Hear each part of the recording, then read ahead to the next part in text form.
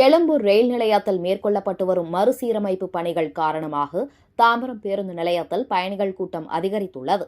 சென்னை எழும்பூர் ரயில் நிலைய மறுசீரமைப்பு பணிகள் காரணமாக சென்னை கடற்கரை செங்கல்பட்டு இடையேயான புறநகர் மின்சார ரயில் சேவை இன்று முதல் அடுத்த 45 நாட்களுக்கு மாற்றம் செய்யப்பட்டுள்ளது.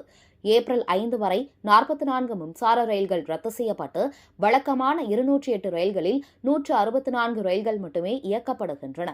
எழும்பூர் ரயில் நிலைய சீரமைப்பின் காரணமாக விரைவு ரயில்கள் செல்லும் 5 மற்றும் 6 நடைமேடைகளில் புறநகர் ரயில்கள் இயக்கப்படுகின்றன. ஞாயிற்றுக்கிழமை விடுமுறை மற்றும் திங்கட்கிழமை பணியாளர்கள் திரும்புவதால் தாம்பரம், பெருங்களத்தூர், சானிட்டோரியம் பேருந்து நிலையங்களில் பயணிகள் கூட்டம் அதிகமாக உள்ளது. இச்சேவை மாற்றம் காரணமாக தினசரி 3.5 லட்சம் பயணிகள் பாதிப்படைவதால் பயணிகளின் சிரமத்தை குறைக்க ராயபுரம், கிளாம்பாக்கம் மற்றும் தாம்பரம், செங்கல்பட்டு இடையே 50 கூடுதல் MTC பேருந்துகள் இயக்கப்படுகின்றன.